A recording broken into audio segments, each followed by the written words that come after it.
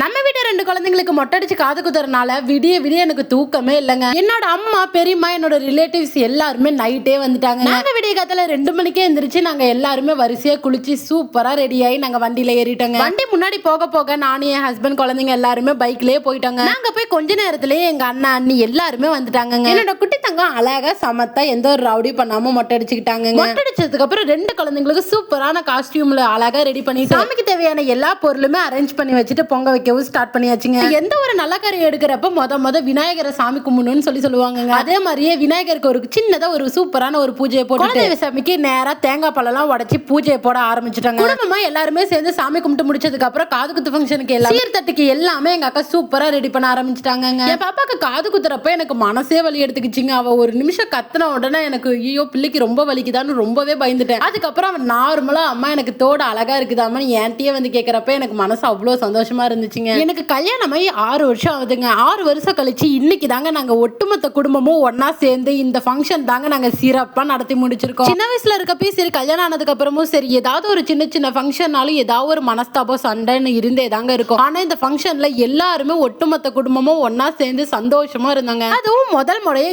என்னோட ஃபங்க்ஷன்ல ஒட்டுமொத்த குடும்பமும் ஒன்னா சேர்ந்தது எனக்கு அவ்வளவு சந்தோஷமா இருந்துச்சுங்க. பெரிய பாப்பாக்கு அழகா காது குத்தி முடிச்சாச்சுங்க. அடுத்து 2 அண்ணனுங்க மடியிலயும் சேர்ந்து என் குட்டி தங்கத்தை நான் காது குத்தியே ஆகணும்ட்டு உட்கார வச்சிட்டு இருந்தாங்க. என் குட்டி தங்க தூங்கிட்டு இருக்கப்பே காது குத்த போறோமோன்னு நினைச்சாங்க. ஆனா கொஞ்சம் நவுந்து வரப்பியா அவன் முழிச்சுக்கிட்டாங்க. வேக வேகமா ஆசாரியும் வலி இல்லாம டக்குன்னு காது குத்தி விட்டாங்க. என் பாப்பாக்கு காது குத்தி முடிச்சதுக்கு அப்புறம் கூட அவ கொஞ்சம் ரிலாக்ஸ் ஆயிட்டாங்க. ஆனா என் குட்டி தங்கத்துக்கு காது குத்தினதுக்கு அப்புறமும் ரொம்ப அழுதுகிட்டே தாங்க இருந்தாங்க. அந்த வலி கொஞ்சம் அதிகமா இருக்கிறதுனால யார்கிட்டயுமே போல நானே தாங்க கையில வச்சுட்டு எங்க அப்பா சமாதானப்படுத்துறதுக்கு வாழைப்பழத்தை கையில கொடுத்தா அவன் தூக்கி போட்டாங்க. எங்க எல்லாருக்குமே சிரிப்பு வந்துருச்சு. அதுக்கப்புறம் எல்லாருமே எங்க கையில சீர்தட்டு யாரெல்லாம் முறைப்படி செய்யணுமோ எல்லாருமே செஞ்சுட்டாங்க. என்னோட வசந்த அண்ணன் எனக்கு செய்ய வேண்டிய முறை எல்லாத்தையுமே கரெக்டா செஞ்சுட்டாங்க. என்னோட அக்கா மாமா அம்மா அப்பா எங்க அண்ணனுங்க எல்லாருமே அவங்க செய்ய வேண்டிய முறை எல்லாத்தையும் கரெக்டா செஞ்சு முடிச்சுட்டாங்க. எல்லாரையுமே சொன்னேன் ஸ்பெஷலா நான் இன்னொருத்தர கண்டிப்பா நான் இந்த இடத்துல சொல்லி என்னோட 2 அண்ணனுங்களுக்கு கல்யாணம் ஆயிடுச்சுங்க. ஆனா என்னோட கடைசி அண்ணனுக்கு மட்டும் இன்னும் கல்யாணம் ஆகல. அவர் தாங்க என்னோட லைஃப்லயே ரொம்ப ஸ்பெஷலான பர்சன். நான் யார சொல்றேன்னா இந்த ரெட் கலர்ல ஷர்ட் போட்டு உட்காந்துட்டு இருக்காரு இல்ல இவரை பத்தி தாங்க நான் இவ்வளவு நேரம் சொல்லிட்டு இருக்கேன். நான் ஏன் அப்படி சொல்றேன்னா அவர்கிட்ட நான் சின்ன வயசுல இருந்து நான் என்னதான் சண்டை போட்டாலும் அந்த சண்டையை பெருசாவே எடுத்துக்கவே மாட்டாருங்க. இவர் என்கிட்ட அடிக்கடி அவரா தேடி வந்து பேசுவார். கல்யாணம் ஆவலைனாலும் அவர் ரொம்ப மெச்சூர்டா தாங்க பிஹேவ் பண்ணிக்குவாரு. எல்லாருமே முறைப்படி செய்யறதெல்லாம் செய்யுங்க.